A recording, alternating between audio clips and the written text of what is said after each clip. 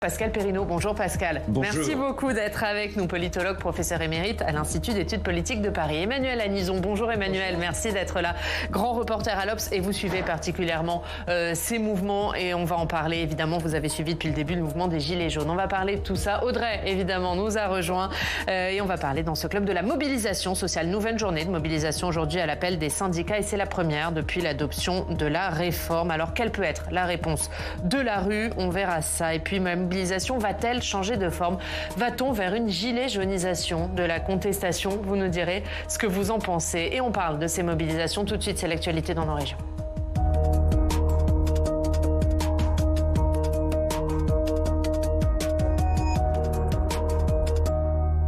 L'actualité dans nos régions avec nos partenaires de la presse régionale et des télévisions locales. On va à Rennes retrouver Stéphane Beignet. Bonjour Stéphane, merci beaucoup d'être avec nous, directeur de l'information de TV Rennes. Et d'abord Stéphane, on va revenir avec vous sur la mobilisation des pêcheurs hier à Rennes.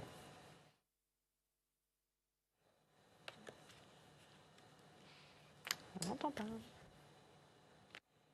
Stéphane, on va revenir vers vous, Stéphane. On a un petit problème de son. On revient vers vous très vite. On essaye de régler ça. Ah ben c'est bon, c'est réglé, Stéphane. C'est bon? Et voilà, on vous entend. Voilà. Donc, je vous disais, Oriane, que cette manifestation des pêcheurs était attendue avec beaucoup d'inquiétude, même si on aime la pêche, même si on reconnaît un travail exigeant avec des contraintes sur les zones de pêche, sur les salaires, sur le renouvellement de la flotte, sur le Brexit. Mais dans toutes les mémoires, hier, il y avait cette terrible journée du 4 février 1994, car en marge de cette grande manifestation, là aussi nationale, des pêcheurs, eh bien, le Parlement de Bretagne s'était embrasé, entièrement détruit. Il a fallu des années de reconstruction. Donc hier matin, il y avait beaucoup de peur et ça a très vite dégénéré. Vous le voyez sur ces images de la rédaction de TVR, 6 à 700 marins pêcheurs qui étaient venus de toute la France crier leur ras-le-bol. On a eu beaucoup de scènes d'embrasement, des barricades, beaucoup de lancers de fusées et de fumigènes. On a même vu dans le centre historique des fusées se mettre pratiquement sur les toitures. C'est ce qui avait conduit en 94 à la destruction du Parlement de Bretagne. Et puis des scènes de violence très violentes entre forces de l'ordre, la CRS 8 et les manifestants, avec des scènes surréalistes entre un tracteur qui voulait défier un lanceur d'eau.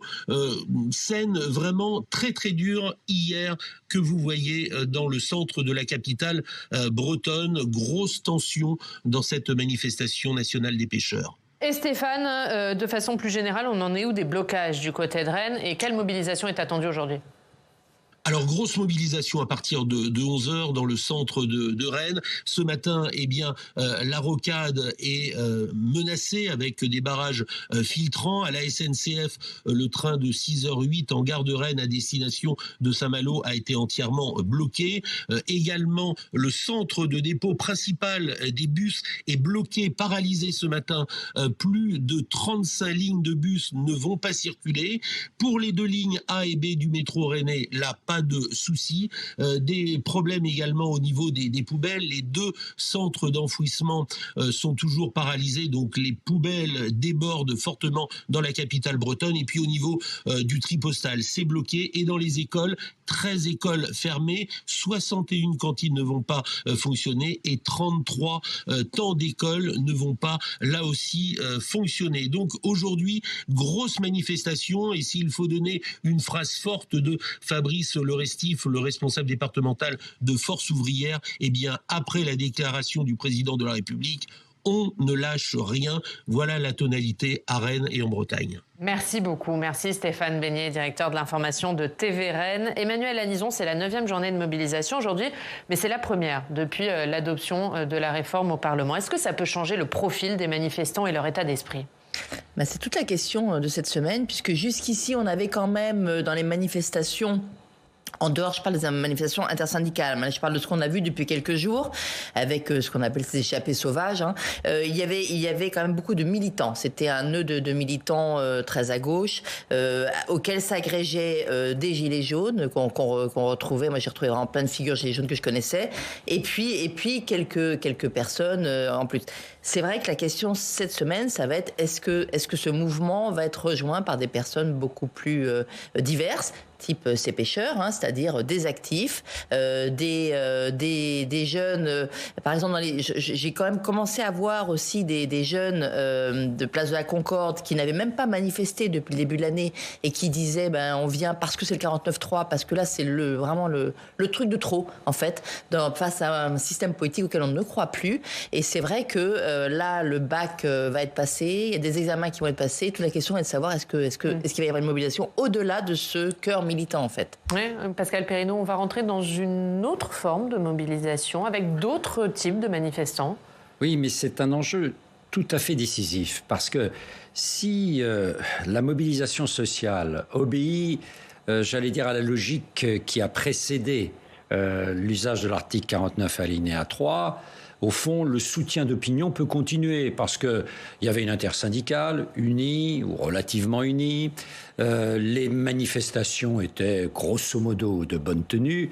Là, on s'aperçoit depuis 4 ou 5 nuits, en particulier dans quelques grandes villes, et on vient de voir ce qui s'est passé à Rennes, on s'aperçoit que ça change.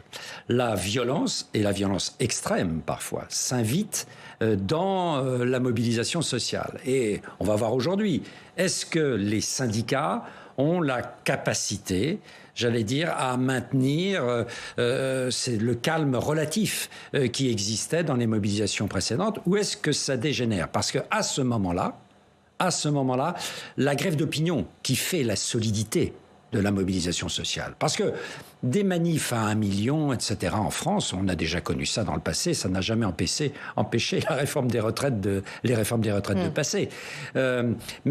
Si... Il faut regarder, c'est le nombre de grévistes. Voilà, le nombre de grévistes. Or là, on a des informations qui montrent que le mouvement de grève n'est pour l'instant pas un mouvement de grève irrésistible. Donc il y a des indicateurs qui sont des indicateurs contradictoires, mais surtout la grève d'opinion. Est-ce qu'elle dure à ce niveau-là, qui est un niveau de soutien fort pour l'instant, ou est-ce qu'elle commence à s'étioler? Et c'est le pari du président de la République qui dit attendons, et puis on verra peu à peu. Comme ça s'est passé toujours depuis 93, sauf 95, eh bien, ça s'étiolera. Et en septembre, les Français auront autre chose en tête. Ouais, l'exécutif qui mise sur une usure, sur un pourrissement du mouvement, vous qui suivez ça de près, Emmanuel Anison, est-ce que vous sentez que ça peut arriver, cette usure du mouvement ? Pour moi, c'est un pari extrêmement dangereux parce que c'était celui des Gilets jaunes aussi. Et on n'est plus... on est à une époque où l'usure, en fait, elle se traduit par la violence et la radicalisation. Moi, c'est ça qui m'inquiète beaucoup. Je trouve ça... c'est un pari à court terme vraiment hasardeux. On a vu avec les Gilets jaunes que quand il y a eu l'idée que finalement ça ne servait à rien, qu'ils n'étaient pas écoutés par le pouvoir... on est arrivé à une violence extrême en décembre 2018. Et d'ailleurs, c'est cette violence qui a fini par faire bouger quelque chose. En tout cas, c'est ce qu'on entend aujourd'hui dans les manifestations. C'est ce qui est resté dans la mémoire collective. Donc, si ce pourrissement amène à ce qu'on voit aujourd'hui de plus en plus depuis quelques jours, alors certes, l'opinion publique risque de se désolidariser, mais le fait que l'opinion publique se désolidarise n'amène pas la fin de la violence. Et on l'a vu, ça a duré 2 ans quand même, les Gilets jaunes. Ouais, et c'est une journée aujourd'hui qui arrive au lendemain de l'intervention d'Emmanuel Macron. Mardi soir, devant les parlementaires de sa majorité, il disait vouloir apaiser le pays. Est-ce qu'hier, il a réussi à apaiser le pays ? Non, le moins qu'on puisse dire, c'est qu'il n'a pas tendu de perche. Il a continué même à être dans l'analyse qu'il faisait de la situation critique vis-à-vis du mouvement, et en particulier du mouvement syndical. Alors, il a utilisé un argument qui consistait à dire, en effet, mais ces syndicats n'ont pas été porteurs d'une alternative. À aucun moment, tout simplement parce que les syndicats ne sont pas d'accord sur ce que devrait être une réforme des retraites. Alors là, il faut faire attention, parce que c'est à la fois un président qui maintient le mouvement syndical à longueur de gaffe en disant « mais voilà, ils ne sont pas porteur d'un intérêt général qui pourrait être concurrent de l'intérêt général que je représente moi en tant que président de la République. » Mais il faut faire attention aussi parce que dans l'opinion, ça peut faire son chemin. Les gens peuvent se dire, oui, voilà, on est dans une protestation qui est une protestation de rejet, mais il faudra bien en sortir. Parce que les Français ont l'impression qu'à la fois sur le terrain social, sur le terrain politique, on est un peu dans la nasse, comme les stratégies mises en place par la police pour lutter contre les manifestations. Et c'est assez désagréable, ce sentiment d'être dans la nasse, et il y aura la volonté d'en sortir. Alors d'en sortir comment ? Je ne suis pas Madame Soleil. Et les Français commencent à sentir que même s'il y avait, par exemple, une crise, une dissolution, par exemple, comme l'avait fait De Gaulle après mai 68 pour prendre à témoin le peuple, est-ce que la majorité qui succéderait à la majorité macroniste aurait plus de moyens qu'en a la majorité macroniste ? Je crois même que ça serait le contraire, je vais vous dire. Ça serait encore pire. On va revenir sur les syndicats, évidemment, Pascal Perrineau et Emmanuel Lanizon dans quelques instants. Mais Emmanuel, sur l'intervention d'Emmanuel Macron hier, comment ça a pu être ressenti par les manifestants ? Est-ce que ça peut donner l'impression d'une forme de déconnexion, voire de mépris ? C'est tout le problème. Et oui, c'est une intervention qui dit écoutez, j'avais raison, vous ne l'avez pas bien compris, mais en fait, j'avais raison et on va continuer. Enfin, si je résume un peu, c'est ça. Or, tout le malaise que l'on sent monter depuis ces dernières années, c'est cette déconnexion entre une population et son regard très défiant sur une élite politique. C'est vraiment le message de fond délivré par les Gilets jaunes, j'y reviens, et c'est celui que délivre encore cette population aujourd'hui qui est sur le terrain quand on l'écoute. Ce 49.3 symbolique, c'est le 49.3, c'est celui de quelqu'un qui, d'une certaine manière, n'a pas écouté des manifestations pacifiques, n'a pas écouté des syndicats qu'il n'a pas reçus, et n'a pas écouté un Parlement qui, même si s'est battu au sein de ce Parlement, il aurait pu laisser aller jusqu'au bout du vote. Il ne l'a pas fait. Il a contourné ce vote et à plusieurs reprises finalement. Donc c'est vrai que et jusqu'à ce discours qui reste un discours très enfin, presque, il y a une forme de roi qui dit écoutez, je continue quoi qu'il en coûte. Ouais. Et c'est un vrai problème, je pense, d'image et de message donné. Il y a une forme de déconnexion hier qui est ressortie de cette interview, selon vous, Pascal Perrineau ? Si vous voulez, il y a en effet le côté, on a connu au moment de la Covid le quoi qu'il en coûte financier. Là, il y a un côté quoi qu'il en coûte politiquement. Le président est persuadé, on le voit bien, c'est pas le seul, mais il est persuadé en effet qu'une réforme des retraites est tout à fait nécessaire. Le terme a été utilisé hier, c'est nécessaire, c'est de l'ordre de la nécessité. Il était d'ailleurs au départ pour une réforme d'un type tout à fait différent de celle qu'est menée, qui était la réforme à points, qui à mon avis d'ailleurs est une réforme beaucoup plus ambitieuse et de longue durée, parce que là c'est une réforme, mais dans 3 ans on sera obligé de recommencer une autre réforme. Donc en effet, il maintient le cap. Mais maintenir le cap, c'est peut-être très bien, mais encore faut-il, pour un président de la République, rester en lien avec l'opinion. Et là, hier, on avait l'impression d'un président qui avait écouté de manière extrêmement sélective le message qui venait d'en bas et qui parlait de l'après. Il était déjà complètement dans l'après. Les 3 grands dossiers qu'il a ouverts dans son intervention d'hier, c'est pour l'après. C'est-à-dire pour lui, l'affaire est pliée. Mais attention, la mobilisation sociale, si elle perdure, peut provoquer des évolutions de type différent. Souvenons-nous, à la fin du quinquennat de Jacques Chirac disait, en effet, on avait l'impression que c'était plié, là aussi, le CPE, contrat première embauche, était voté, puis peu à peu, le rapport de force a évolué et ce contrat a été retiré. Et c'est sur quoi misent d'ailleurs les syndicats et les manifestants, Emmanuel Anison. Ils font très souvent référence à ce CPE qui a été retiré et l'idée c'est on continuera jusqu'à ce que la loi soit retirée, sachant qu'on n'est plus à la même époque, qu'entre-temps on a vraiment franchi les degrés de violence de part et d'autre, manifestants et forces de l'ordre je pense qu'entre-temps le risque qu'on a connu, tel que Malik Oussekine est un vrai risque dans la rue. Enfin là, pour les avoir suivis ces derniers jours, les courses-poursuites dans les petites rues laissent libre cours à tout et n'importe quoi. Et justement, Emmanuel Macron, on va l'écouter, il s'est adressé à ces manifestants violents. Hier, on écoute ce qu'il a dit.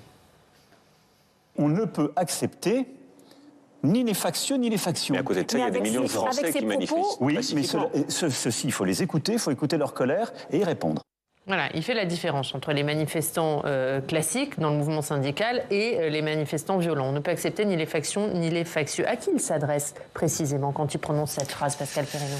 Alors, il s'adresse bien sûr à ces éléments incontrôlés, disait-on jadis, les factieux. Et les factions, d'ailleurs, c'est un ton incroyablement gaullien. C'est une terminologie que n'aurait pas renié le fondateur de la Ve République. Mais à l'époque, les factions voyaient bien ce que c'était, les factions voyaient bien ce que c'était. Là, c'est beaucoup plus indécis.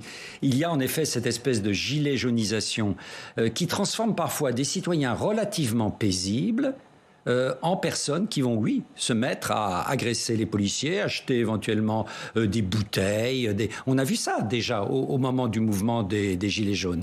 Et cette espèce de brutalisation, disent certains, de la société, des rapports entre la population et la police et la population, c'est de mauvais augure. Parce qu'on a une démocratie représentative qui est fragile, touchée par l'abstention, on est à peine élu, on est déjà contesté, et donc il faut retrouver, mais ça n'est pas simple, un lien entre le pouvoir politique et cette opinion qui vit essentiellement maintenant sur le mode de la colère. Indignez-vous, disait Hessel. Là, maintenant, on pourrait dire, mettez-vous en colère. Oui, mais il y a effectivement ce passage du citoyen dit pacifique où clairement ça, on a vraiment les gilets jaunes, ça a été en quelques semaines, on a vu des gens complètement vriller et devenir vraiment violents, et dont certains d'ailleurs ont rejoint les Black Blocs complètement. Il y a une fusion aussi de ces militants d'extrême gauche violents avec des gilets jaunes qui n'étaient pas du tout d'extrême gauche, pas du tout poétisés, et qui ont fini par adopter toutes ces méthodes. Et c'est ce qu'on retrouve aujourd'hui sur le terrain, effectivement.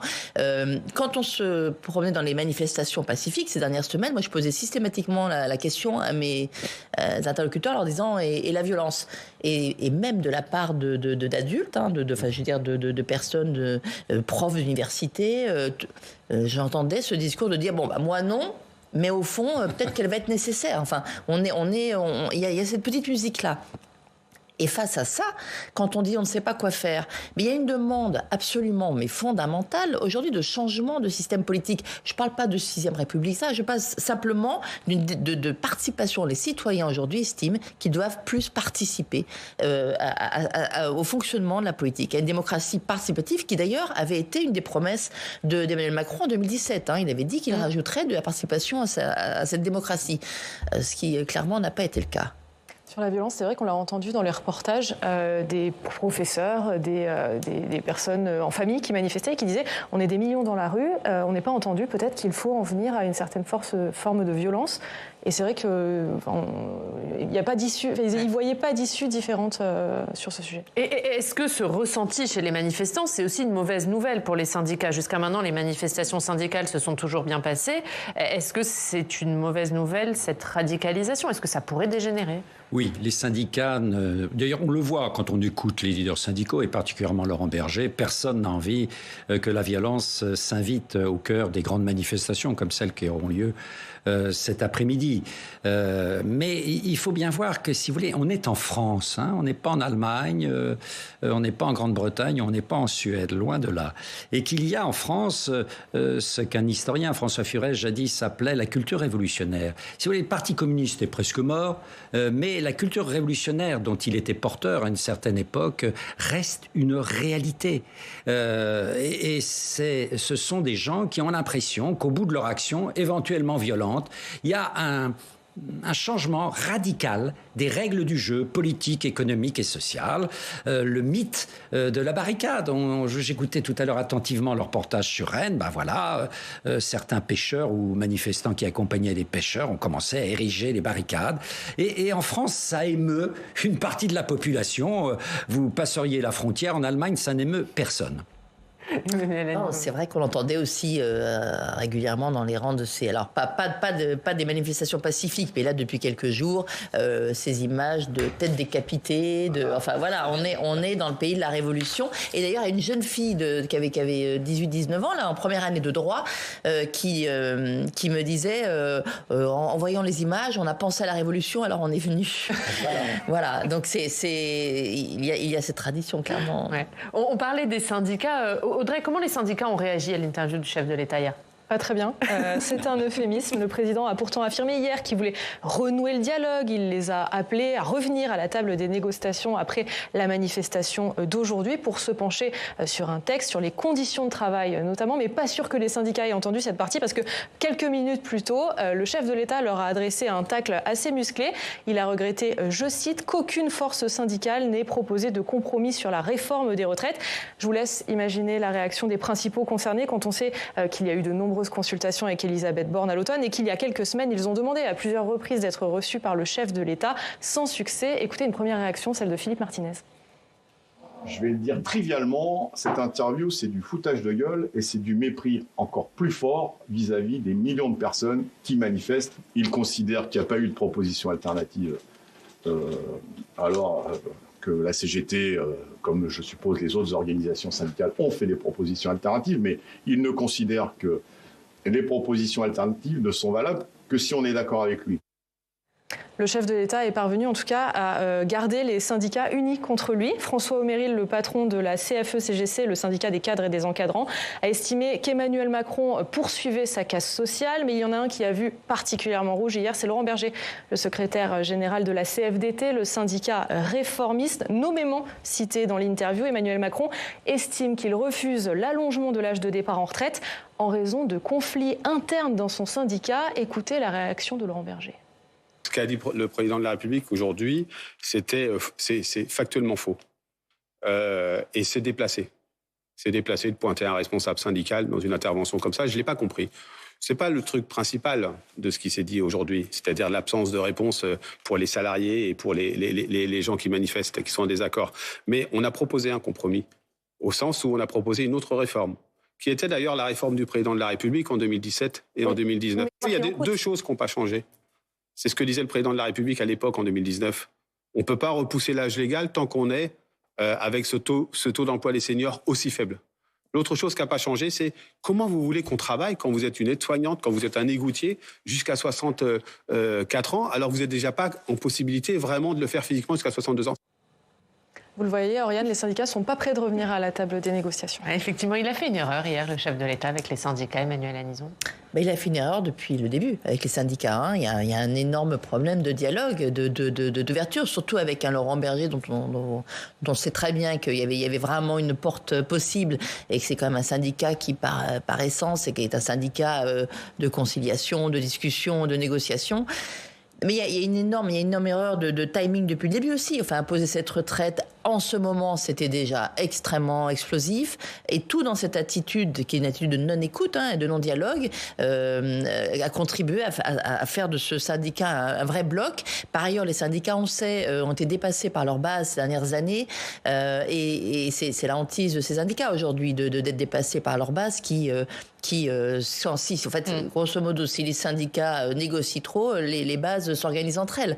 Et c'est une vraie... D'ailleurs, on est en ce moment à un moment, à mon avis, qui va être très compliqué. C'est-à-dire que j'ai fait un reportage là au Havre, à la raffinerie de Normandie. Ceux qui bloquaient me disaient, en 2016, on a reculé. Quand Philippe Martinez est venu nous voir, il nous a dit arrêtez, on a arrêté. Cette fois-ci, on n'arrêtera plus. Ouais, ça veut dire qu'il y a un risque, effectivement, que les leaders syndicaux ne tiennent plus leur base. Oui, bien sûr, parce que d'abord, les syndicats, si vous voulez, il faut tout de même revenir à quelque chose de réel. Quand vous comparez les syndicats en France par rapport à ce qui se passe en Europe, les syndicats sont faibles. en France, il ne faut pas croire. 8% des salariés français sont syndiqués. Donc l'encadrement des salariés en colère, ça n'est pas une mince affaire. Mais je crois que derrière, il y a un problème plus large, plus fondamental, qui explique d'ailleurs un peu le comportement du président de la République.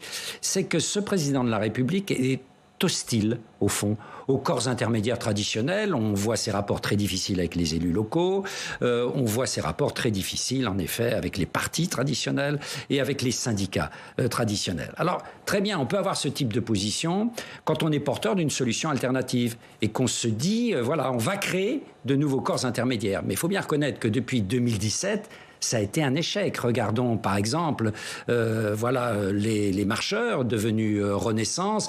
Il n'a pas réussi à créer de nouveaux élus locaux macronistes, véritablement. Il n'a pas réussi à créer par exemple un parti macroniste. Or, on ne peut pas continuer en France avec ce dialogue qui n'en est pas un, c'est un immense malentendu entre un président censé avoir tous les pouvoirs, et qui ne les a pas d'ailleurs, et des citoyens à la base atomisés et en colère, sans aucun corps intermédiaire pour faire le lien. C'est délétère. Et c'est dangereux, c'est la situation dans laquelle nous sommes. Ouais. Et Emmanuel Macron, hier, il a parlé de la question du travail. Est-ce que, Emmanuel Anison, la question du travail, c'était pas ce qui était au cœur des revendications des Gilets jaunes? Est-ce qu'il n'y avait pas chez eux le sentiment de vivre dans un pays où le travail payait mal? Et est-ce que le fait de focaliser prochainement sur la question du travail, ça peut être une réponse, ça peut être une sortie du conflit? Alors, il y a la question du travail, oui, mais au-delà de cette question du rapport au travail, il y a la question du fonctionnement de la société, beaucoup plus largement. Et c'est pour ça que la réponse, elle est compliquée à amener. C'est-à-dire qu'on n'est pas que dans une revendication de travail qui paye mal. On l'a bien vu, les Gilets jaunes, ça a commencé par un problème économique.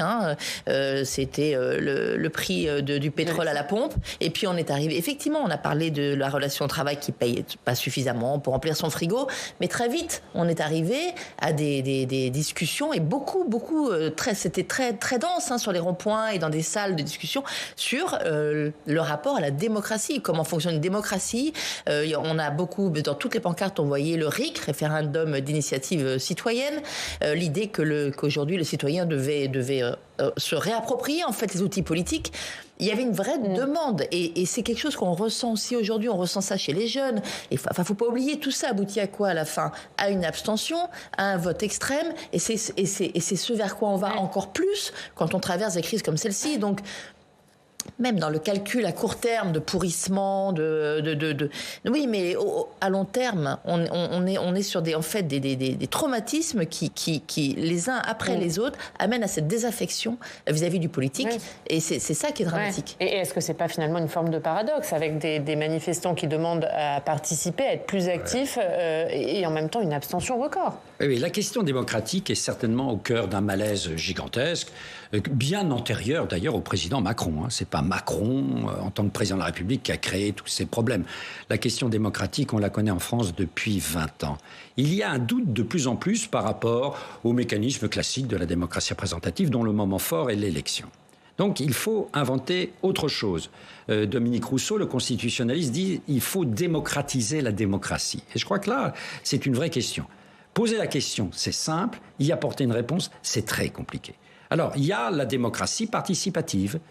Alors, le président l'avait annoncé, il s'y essaie avec tous ces consultations d'échantillons de Français tirés au hasard. En ce moment, par exemple, il y a un travail très intéressant mené sur la fin de vie. Mais vraiment extrêmement intéressant. J'ai été regarder ça de près.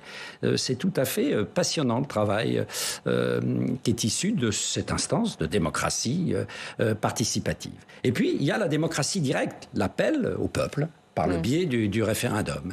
Mais, vous voyez, c'est très bien de dire, voilà, il y a ça. Mais ensuite, il faut articuler ces différentes démocraties. Parce que la démocratie participative, c'est formidable. Moi, j'avais suivi le grand débat national après la crise des Gilets jaunes. C'est formidable, mais ça reste toujours une démocratie de minorité, de forte minorité. Le grand débat national, ça a été environ 2 millions de participants. Là, il y a au maximum 1,5 million de participants aux manifestations, la démocratie manifestante dans la rue. Mais à la fin des fins, la légitimité, ce sont les élus. Hein. Et donc, il faut vraiment penser de manière concrète comment la démocratie participative nourrit la démocratie représentative. Et est-ce que ça veut dire, parce que la réponse très rapide aux Gilets jaunes, ça avait été ce fameux grand débat national dont parlait Pascal. Est-ce qu'aujourd'hui, on peut avoir un grand débat national sur la question du travail ? Le problème, c'est que c'est un peu tard. C'est ça. C'est-à-dire que oui, il aurait fallu l'engager, ce débat, mais il y a 2 mois. Là, on est à un moment où la tension s'est tellement cristallisée que j'ai l'impression que ce serait trop tard. Quelle peut être la réponse du coup? Parce qu'il y avait eu le grand débat et il y avait eu assez rapidement des mesures financières engagées par le chef de l'État après le début du mouvement. Aujourd'hui, quelle peut être la réponse? Quelle peut être la sortie de crise? Mais pardon, même le grand débat n'avait pas été aperçu comme une vraie démarche participative. C'était plutôt perçu comme un moyen d'enterrer le mouvement, de calmer artificiellement les contestations. Mais au fond, qu'en est-il sorti? Alors oui, une convention citoyenne, enfin, très, très à la marge. La réalité, c'est qu'on voit bien le mode aujourd'hui opératoire d'Emmanuel Macron n'a pas changé. C'est même ça qui est étonnant, c'est à quel point, finalement, les leçons n'ont pas été tirées de tout ce qu'il dit depuis 2017. Il a connu la plus grosse crise sociale depuis 1968, en 2018 avec les Gilets jaunes, et on a l'impression que ces leçons n'ont pas... Et donc aujourd'hui, dire après coup, au moment où il y a tout le monde dans la rue, où c'est le feu, et où vraiment on se dit que jusqu'où ça va-t-il basculer, on se dit maintenant on va engager un grand débat sur le travail, mais c'est presque absurde. Un dernier mot, Pascal. Est-ce que finalement aujourd'hui celui qui cristallise la colère, c'est le chef de l'État, plus que sa politique?